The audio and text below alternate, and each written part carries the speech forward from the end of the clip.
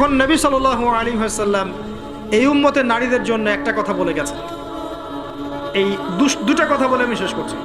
একটা কথা হচ্ছে তিনি দেখে এসেছেন মেরাজের রাতে এই উম্মতের বেশিরভাগ নারী জাহান্নামে যাচ্ছে।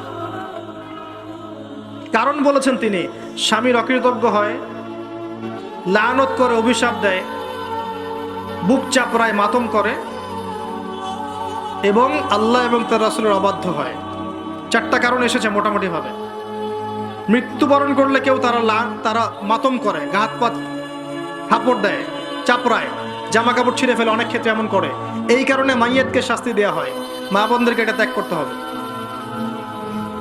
এরপরে স্বামীর অকৃতজ্ঞ হয়, স্বামী সারা জীবন যদি তার জন্য কাজ করে, তার জন্য তার ভরণ পোষণের ব্যবস্থা করে, একদিন যদি কোনো কিছু ভালো না পায় বলে বসে সারা জীবন তোমার কাছে কিছুই পেলাম না।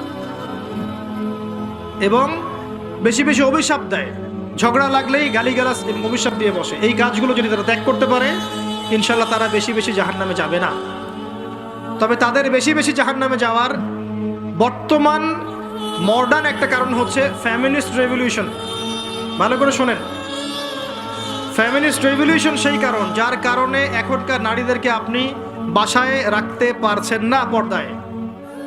এর কারণে মেয়েরা বাইরে বের হয়ে যাবে, ফ্রি মিক্সিংয়ে যাবে, পর্দা ছেড়ে দিবে, নামাজ কালাম দেখবেন ঠিক ঠিকানা নাই, দেখবেন দিনের জ্ঞান অর্জন করবে না, বেশি বেশি হারাম রিলেশনশিপে লিপ্ত হবে, জেনা বাড়বে, ধর্ষণ বাড়বে, পরকীয়া বাড়বে, আস্তে আস্তে তারা জাহান্নামে। এটা হচ্ছে ফলাফল। এটাই সেই কারণ যার কারণে বেশিরভাগ নারী জাহান্নামে যাবে। খুব সতর্ক থাকবেন। কোনো কোনো ক্ষেত্রে দেখা যায় সামান্য দুনিয়ার স্বার্থে তারা নগ্ন হয়ে মডেলিং করতেও দ্বিধাবোধ করছে না, নগ্ন হয়ে ফিল্মগুলোতে কাজ করতেও দ্বিধাবোধ করছে না, ইজ্জত বিলিয়ে দিয়ে টাকা কামাই করতে দ্বিধাবোধ করছে না। কোনো কোনো ক্ষেত্রে দেখা যায় এগুলোকে তাদের ব্রেইন ওয়াশ করা হয়েছে, এগুলো সামাজিক সোসাইটির মধ্যে এগুলো আপনার ডিগনিটির মাধ্যম, সম্মানের মাধ্যম, এগুলো বলা হচ্ছে। এই বিষয়গুলো খেয়াল রাখবেন, এই বিষয়গুলো খেয়াল রাখবেন আল্লাহর ওয়াস্তে। এইগুলো সম্মানের মানদণ্ড নয়। সম্মানের মানদণ্ড আপনার ঈমান, আমল, তাকওয়া এবং আপনার সতীত্ব।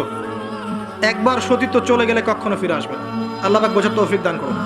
আর সর্বশেষ কথা হচ্ছে, এই উম্মতের নারীদের জন্যই নবী সাল্লাল্লাহু আলাইহি ওয়াসাল্লাম 4টা কাজের সুসংবাদ দিয়েছেন।